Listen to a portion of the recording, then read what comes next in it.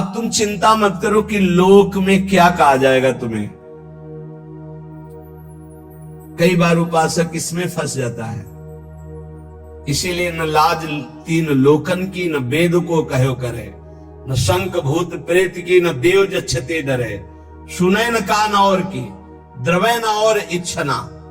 तभी प्रेम लक्षणा भक्ति का जागृत होने का भाव आता है हृदय में। जब लोक धर्म का, लोक में हमारा उपहास हो रहा है, लोक में हमारी निंदा हो रही, अगर ये चुभ रहा है हृदय में, तो फिर भगवत मार्ग बाधित हो जाएगा। साधो निंदक मित्र हमारा, महापुरुषों ने कहा कि निंदा करने वाला हमारा मित्र है, जो बिना प्रयास के हमारे पापों को अपनी जबान से निंदा करके धुल रहा है, वो स्वस्थ रहे, स्वस्थ होकर हमारी छोटी छोटी बातों को पकड़कर खूब निंदा करे, जिससे हमारा भगवत मार्ग प्रशस्त और प्रकाशित हो जाता है, भगवत मार्ग पुष्ट और प्रकाशित हो जाता है।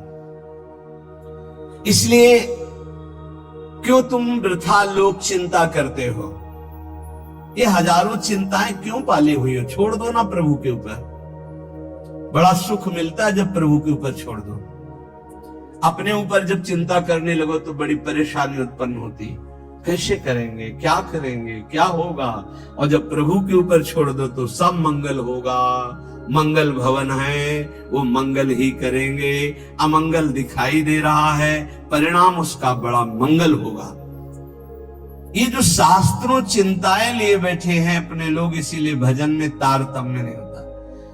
कभी लीला में डूब रहे, कभी नाम जप में डूब रहे, कभी सेवा में, ये तारतम्य नहीं रहता। कभी प्रपंच की बातें, कभी प्रतिष्ठा का चिंतन, कभी नाना प्रकार के मान सम्मान का चिंतन, ये घुसने ना पावे हृदय में। बहुत सावधान रहना चाहिए साधक को। ऐसी बातें देखो मत, ऐसी बातें सुनो मत जिससे तुम्हारा हृदय उद्विग्न होकर प्रभु का चिंतन छोड़ दे। जिन्होंने अपने आप को प्रभु के भरोसे कर दिया, वो बेपरवाह हो गए। कर दो भरोसे में। एक एक क्षण बहुत सुंदर ढंग से व्यतीत होता है जो प्रभु के भरोसे, और ऐसे एक एक क्षण जलते रहोगे। चिंता, शोक, भय, अरे अब क्या होगा, ऐसा क्या होगा, कैसे करूं, नाना प्रकार की चिंताएं। अपने आप को प्रभु के चरणों में समर्पित कर दो, तुम्हें कुछ नहीं करना पड़ेगा, सब वो करवा लेंगे आपसे। जो आपके लिए मंगल है वो सब करवा लेंगे। तुम शांत होकर प्रभु के चरणों का आश्रय ले लो, जो कर्तव्य कर्म है उसे करो। अलम कश्यापि संगत्या तवालम शास्त्र कर्म भी वृंदारण्य तृणम मन्यो धन्यो ना किंचिदाचरेत। तुम किसी और का संग मत करो, क्योंकि अगर और का संग करोगे तो तुम्हारी बुद्धि में व्यभिचार दोष हो जाएगा। भक्ति में भी व्यभिचार दोष होता है। अपने इष्ट से अलग चिंतन होना ये व्यभिचार दोष है। अलम कश्यापि संगत्या, किसी का भी ऐसा संग मत करो जो श्यामा श्याम के सुमिरन में बाधा पहुंचा दे, प्रिया प्रीतम की चिंतन वृत्ति हट जाए और अपनी चिंतन वृत्ति जागृत हो जाए, या किसी व्यक्ति की चिंतन वृत्ति, ये बहुत बड़ी हानि है। और आगे कह तवालम शास्त्र कर्म भी, तुम शास्त्र कर्म की भी अब चिंता मत करो। क्यों? शास्त्र कर्म की क्यों न? क्योंकि कर्म करते करते अनंत जन्म हो गए, फिर भी हमारा उद्धार नहीं हुआ। अब क्या करो? अब भज गोविंदम भज गोविंदम गोविंदम भज मूढ़ मते। एक ही उपाय है भगवान का भजन। अरे भाई, जब तक तुम धन कमाने लायक हो तभी तुम्हें प्यार मिलेगा इस संसार में। बहुत सुंदर उपदेश है। जब तक तुम धन कमाने लायक हो तभी तुम्हें कहेंगे मेरा पति, मेरा पिता, मेरा भाई, मेरा अमुक अमुक। और जिस दिन तुम धन कमाने लायक नहीं रहोगे उस दिन कोई बात नहीं पूछेगा, पक्की बात है। वाह वाह जब चल रहा है तो सब हाथ मिलाएंगे, और जब बुरा समय आएगा तो तुम्हारी गली से निकलना हो ठीक नहीं समझेगी कि अगर उधर निकलेंगे कहीं वो मिल न जाए और कुछ मांग न ले, कुछ कह न दे। जब तक तुम धन कमाने लायक हो, तुम्हारे पास धन है, तभी तक तेरे को प्यार मिल रहा है संसार से, परिवार से। और जब तू रोगग्रस्त हो जाएगा, जराग्रस्त हो जाएगा, तो कोई भी तेरे से बात नहीं पूछेगा, बात नहीं करेगा। अरे मूढ़, इसलिए तू निरंतर गोविंद का भजन कर ले, गोविंद का भजन कर ले, गोविंद का भजन कर ले।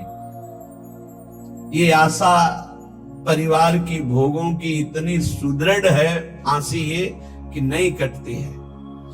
बूढ़ा हो गया है, त्वचा सब ढीली हो गई, हड्डी हड्डी दिखाई देती है, सिर के बाल सब पक गए, दांत एको नहीं रह गए, लाठी लेके चल रहे, फिर भी वही परिवार की ममता। दरवाजे पे बैठा वही परिवार के विषय में सोचता रहता है। ये नहीं सोच रहा कि मृत्यु नजदीक आ रही, भगवान का भजन कर ले, अपने जीवन को सार्थक कर ले। अरे मूढ़, तू निरंतर गोविंद का भजन कर ले, गोविंद का भजन कर ले, कोई तेरे काम आने वाला नहीं।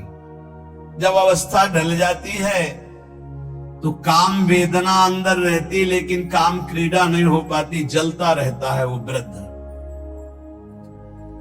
जब जल सूखने लगता है तो जलाशय, जिसमें उसमें जो अंदर होते कछुआ, मछली, मेढक, जो भी जीव, सब व्याकुल होने लगते हैं। क्या जलाशय, जब जल सूख गया, अवस्था निकल गई, तो क्या विकार, काम विकार उसे जलाता रहता है। वो चिंता से जलाशय में डलते रहते हैं कि अब पानी सूखा, मरेंगे। ऐसे ही जब धन नष्ट हो जाता है तो कोई परिवार का मित्र, रिश्ता, नाता कोई निर्वाह नहीं करता। सच्ची हमने देखा है, ये दृश्य देखे। इसी प्रकार अगर तत्व ज्ञान हो गया तो संसार से तुम मुक्त हो जाओगे। इसलिए तत्व ज्ञान प्रदान करने वाले भगवान गोविंद का भजन कर। दिन व्यतीत हुआ, रात आई, रात व्यतीत हुई, प्रातः हुआ, फिर दिन व्यतीत हुआ, फिर सायं आई। तुम्हारी आयु नष्ट हो रही, गए 24 घंटे, अब पता नहीं कितने घंटे, कितने मिनट हैं।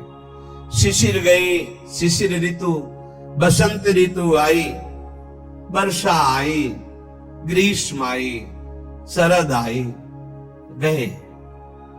हर ऋतु 2-2 महीने अपना प्रभाव दिखाकर हमारी 2 महीने की आयु गई। ऋतु गई, दिन गया, रात गया, आयु बीतती चली जा रही है, आशा बढ़ती चली जा रही है। ऐसा मकान बना लेंगे, ऐसा कर लेंगे, ऐसा कर लेंगे।